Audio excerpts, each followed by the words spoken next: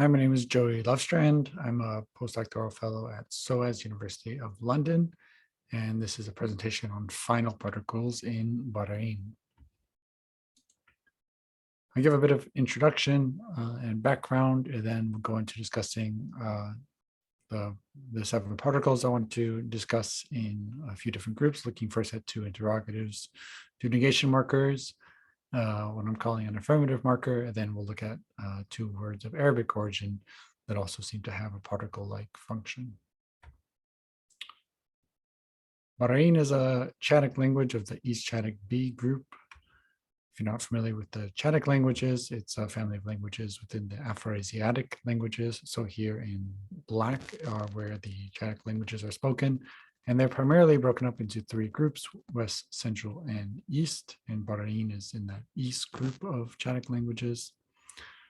The East Chadic languages are further broken up into A and B.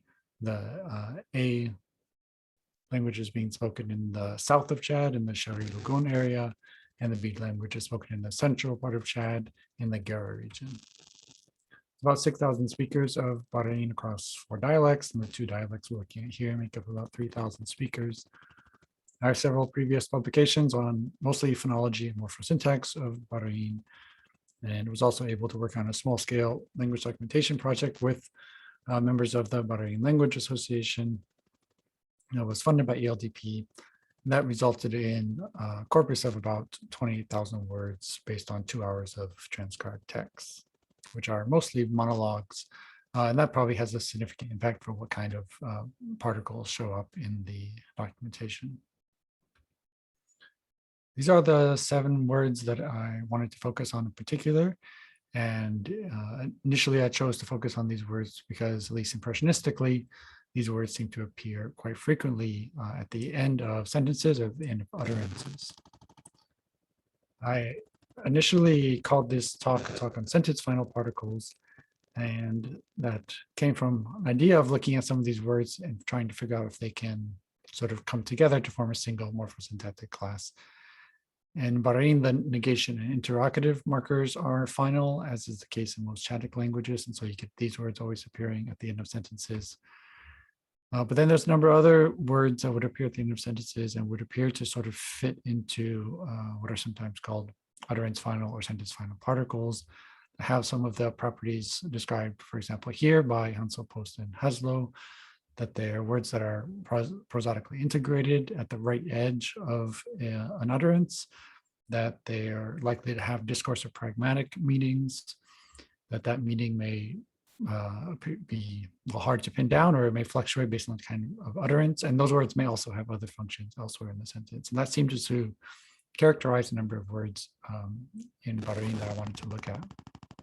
However, my initial hypothesis that these words that appear at the end of clauses may form a syntactic class, it doesn't appear to be verifiable. It appears, in fact, that each of these words, even though they often appear at the end of a sentence, have very different and distinct morphosyntactic properties. And so we'll go through some of the reasons why I don't think we can class these words together as a single morpholexical category. To start with looking at the interrogative markers, there's 2 sentence final interrogative markers, sang and sane. Here's an example of a text where somebody's using the word sang to form a question. So he's using the quoted marker himself. He says, I say, your dog, is it pregnant?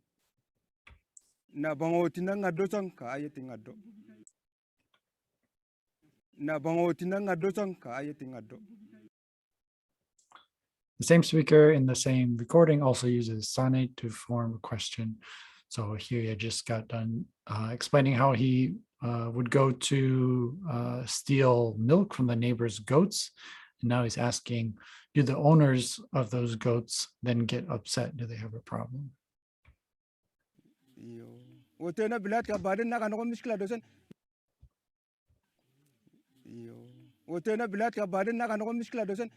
So he has sane at the end to create his question. There are no clear examples of any words coming after sung in a sentence. It really appears to be sentence final or even utterance final. There's nothing that really seems to follow it. although sometimes two sentences are spoken rapidly back to back without any real break. But those, I think, can still be analyzed as separate sentences. On the other hand, the marker sane is also a disjunction, so it's a multifunctional marker. And this is something others have pointed out, and Bailey focuses on in a 2013 dissertation. And when we do have sentence final interrogative markers, they're often homophonous and probably historically derived from disjunction. And so it's very probable that the source of the word sang is actually derived from sane, where sane is multifunctional, but sang has grammaticalized into this monofunctional interrogative marker. And as Bailey suggests is the case in all languages with sentence final question markers, this marker is not used in an embedded clause or complement clause, for example, with a verb like to ask. Instead, the conditional use in the case of saying like he asked whether someone had left, he asked if they had left, you wouldn't use the interrogative marker in that context. The interrogative markers aren't the only way to make polar questions. This can also be done with intonation alone. And interrogative markers can still be used when there is a content question word in the sentence, but is not required.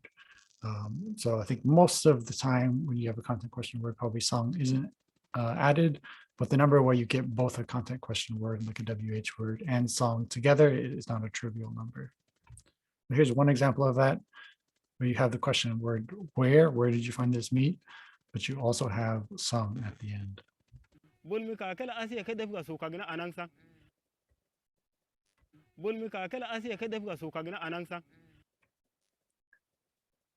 So looking a bit cross-linguistically, it's not surprising to find interrogative markers in a Chadic language, because it's the case in nearly all Chadic languages.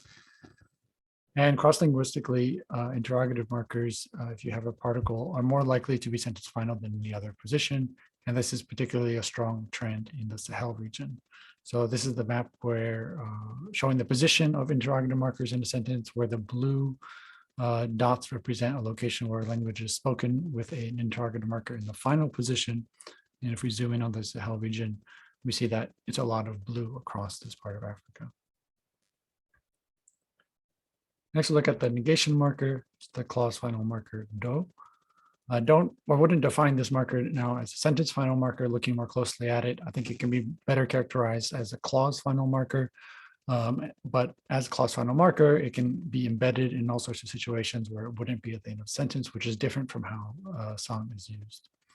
So one way to diagnose this is the use of the background marker na, which I won't get into in detail, but na basically never occurs at the end of a sentence, but it can be characterized as marking the edge of a clause. Here's an example of the do, the negation being used in a relative clause. And so it doesn't come at the end of a sentence, but just at the end of this relative clause.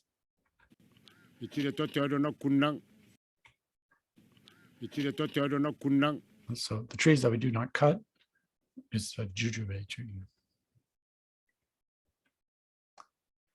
There are actually a number of other words that can appear after do in a clause or a sentence. And that includes some of the words that I chose to focus on in the study, but it also includes some other words, mostly adverbial words that can appear in that position that I hadn't noticed could appear there previously. And so these are words that may deserve some more study as well. Here's one example of this sort of adverbial marawai appearing after the negation marker. So this is a word borrowed from Chadian Arabic that literally means one time, but is used to mean completely in Chadian Arabic and in Barayin.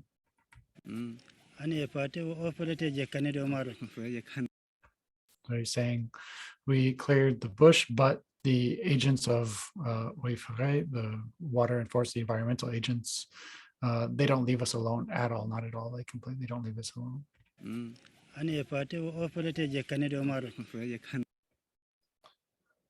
Cross-linguistically, clause final negation markers are not common globally, but they are common in Central Africa and found in nearly all Chadic languages, although not found in other families within Afroasiatic. Dwyer speculates that this order of having negation marker at the end may be in some sense mimicking the order of having the question marker at the end, suggesting that the negative marker could be interpreted as a type of speech act. So just like A question marker takes a sentence and makes it interrogative. A negative marker can be seen as a way of having an operation over a whole sentence, making it a sentence that's considered not true instead of one that's considered true. However, in Barayin, the negation marker really has a distinct syntactic distribution from the interrogative marker. And so this data doesn't really support Dreyer's hypothesis. These two markers, even though they often appear at the end, do appear to be quite different in the syntax and function very differently. There's another word that seems to go with the negation, the word Kudi, and it's only ever found following the negation marker in this corpus. And it's found just 13 times, so it's hard to say much about it, but it appears to be a negative reinforcer that doesn't have any obvious change to the truth conditional meaning of the sentence, but it always goes with negation. So in a sense, it's probably another, say, clause final marker, although it's used fairly infrequently, so it's hard to really say much about its distribution. Here's one example of Kudi at the end of the sentence.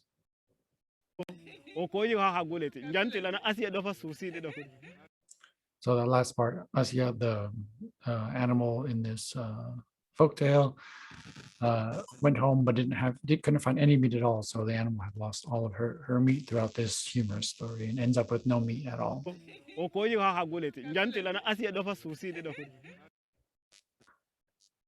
Yeah, another marker that's a bit hard to describe in terms of what its meaning or functions are is the word ati.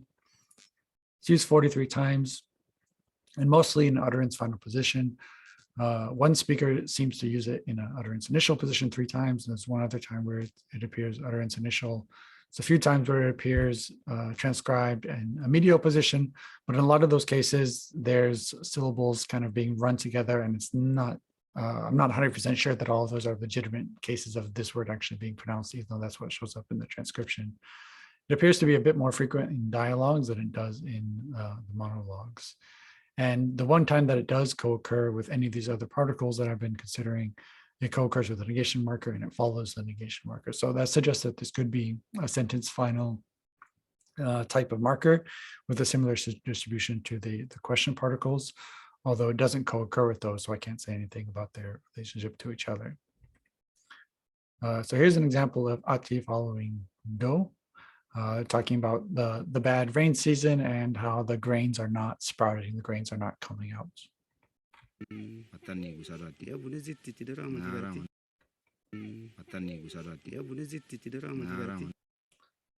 Here's another case in the same conversation where ati is used sort of as a some type of just affirming what the other person is saying. So the speaker on the left says, in talking about how to handle the issues around the field, make sure you get somebody who guards the field really well.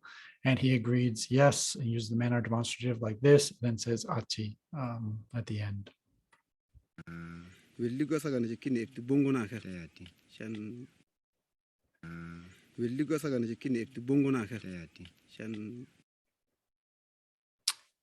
All right, the next word I'll talk about is a word that comes from the Arabic bas only.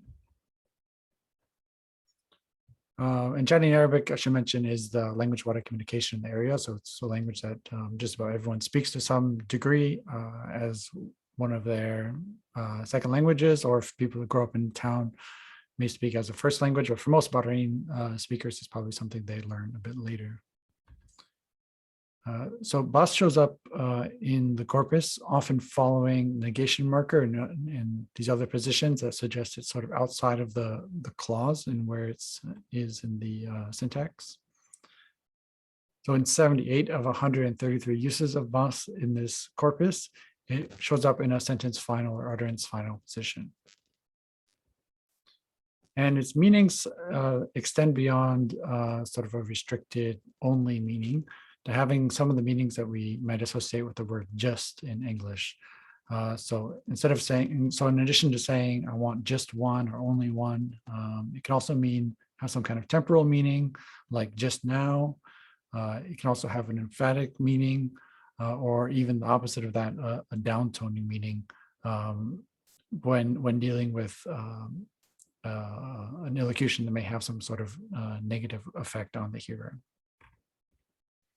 So here's an example of what's sort of restrictive use of bus, which could just be interpreted as having the same meaning as it has in Chinese and Arabic, meaning only.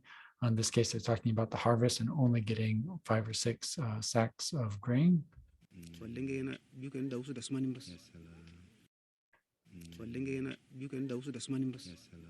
So it's sentence final here, but it's pretty clearly just modifying the sort of quantifier phrase that comes before it. In another example, where bus seems to have this restrictive meaning, describing somebody's work, the work of somebody guarding the animals, and saying that's his only job. His job is to only watch the animals, nothing else.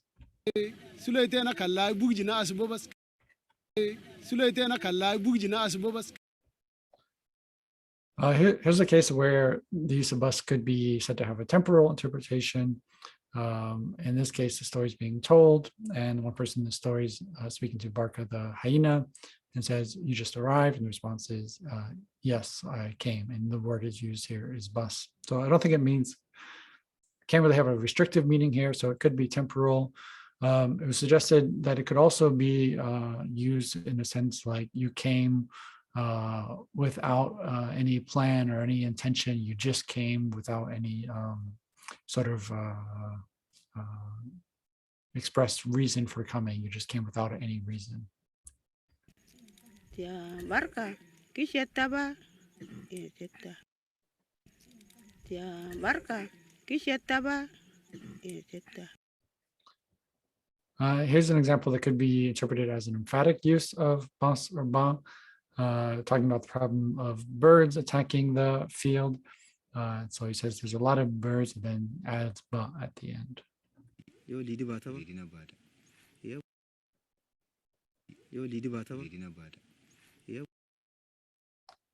There's another case that could be emphatic, in this case emphasizing the smallness of the amount of food that's available after a bad harvest.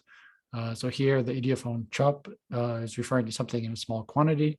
They're saying the harvest was small and that the amount of corn that remained to eat was also small. And in both cases adds bus at the end.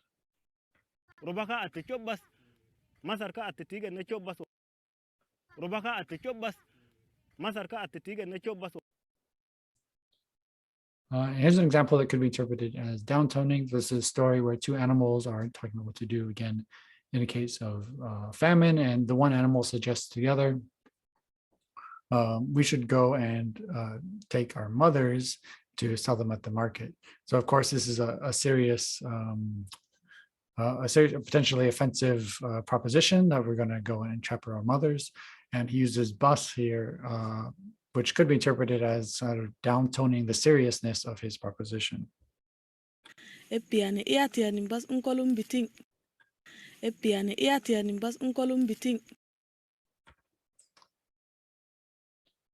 Bus is also used in non-final positions in 35 occurrences out of 133 in the corpus. And most of the time when it's a non-final position, it's following a pronominal word. And that's usually this demonstrative pronoun that combines a subject marker and an adnominal demonstrative together to create this demonstrative pronoun. But it can also follow other pronouns as well as manner demonstrative or locative adverbs, and does that quite frequently. And the cases where bus is not sentence final or it's final, it tends to be following a demonstrative pronoun or some other kind of deictic word. So here's an example of bus following a demonstrative pronoun. I really have no idea what the function of bus is here in this particular case.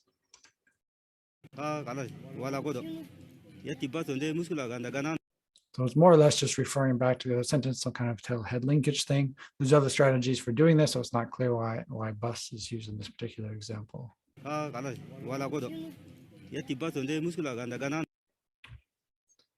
There's another example where bus is used and doesn't appear to be sentence final. It appears to separate a prepositional phrase or an adverbial phrase from the rest of the sentence. And this is a case where I might expect to see a background marker or something else used in sort of information structure, kind of use of a grammatical marker, but bas happens to be used instead of one of the other words I might expect here.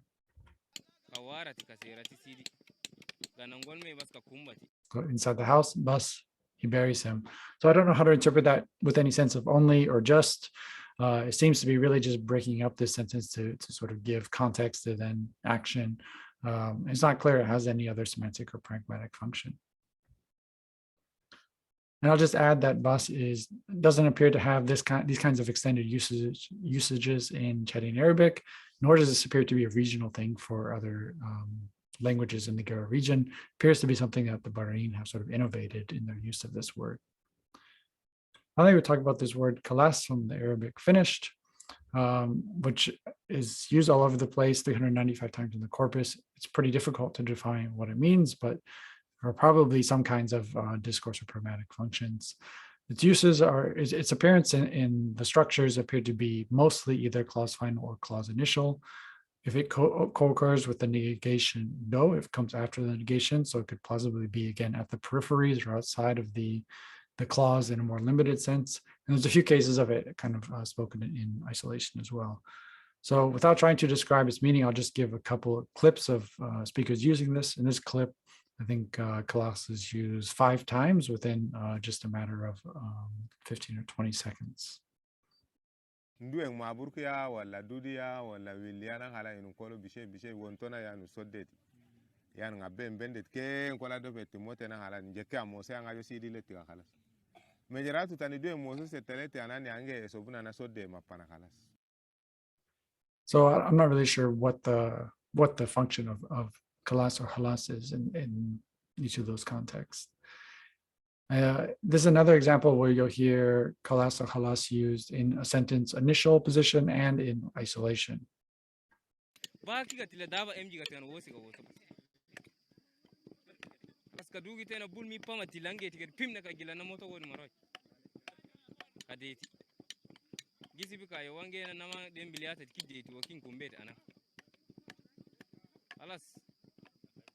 Kala ka inun kumbeti mbodo ka lawa ka wara timeji ka leti ka nongol mo ka wosati bodo segina ka kol kan badda ya kan kumbeti halas mbodo na ka pidati mati ka kol badda yana.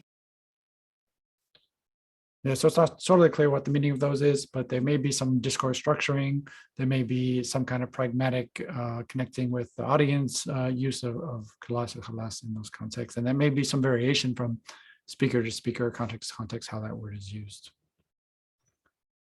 So just a few words in conclusion. The 7 particles I wanted to study don't seem to form a morphosyntactic class. Do and Kudi do seem to form a group together that are clause final and have a particular syntactic position. The interrogative markers, sung and sane, and possibly also the affirmative ati, seem to also have a particular position at a more sentence final, at sort of a larger or forming a larger syntactic unit than just the clause. The other words, bas and kalas, which may be some kinds of adverbs, so they don't have the normal distribution of adverbs because they can't precede the negation marker do. They seem to have several different functions, and it's not always clear what their function is. Maybe some collocations that give rise to particular functions. There may be variation. And then there are also these other adverbs I mentioned that can also follow the negation marker do. And it's not clear if they have a different function in that position than they would in their normal position in the clause, which would be before the negation marker or at the beginning of the clause. One thing that this brief study of these particles highlights is just how many prerequisites there are for a proper analysis of each of these markers, which haven't been done yet, either in my own understanding or for Barayin in particular. One of the issues is, of course, going to be differentiating uses of these markers that are multifunctional and isomous. Being able to do that requires sort of selecting some kind of pragmatic and discourse framework for being able to determine what kind of functions we're looking for and how they might be defined, as well as studying more closely the information structure of clauses and understanding uses of initial and final positions that may be more to do with information structure than with pragmatics or discourse. Some of these could potentially, particularly halas or kalas, may be actually fillers or hesitation markers. So that would need to be studied as well to understand if that's one of the functions of these markers. And then there's some lack of clarity around the lexical categories, particularly in the case of adverbs, and whether it's possible to distinguish adverbs, particles, and interjections on any language-specific level for Barayin, what the criteria would be for distinguishing or putting words into different classes. And then another interesting question that relates to all of this is the question of the degree of syntactic integration, both in terms of our words being brought, words that are on the periphery, are they part of the clause, or could they be treated as interjections? As well as looking at words that come from Arabic, and in some cases, are they just used as loan words or borrowed words with Arabic meaning? In other cases, has their meaning changed or shift to fit into the Barayin grammar? So that's all I have to present, and here are my references.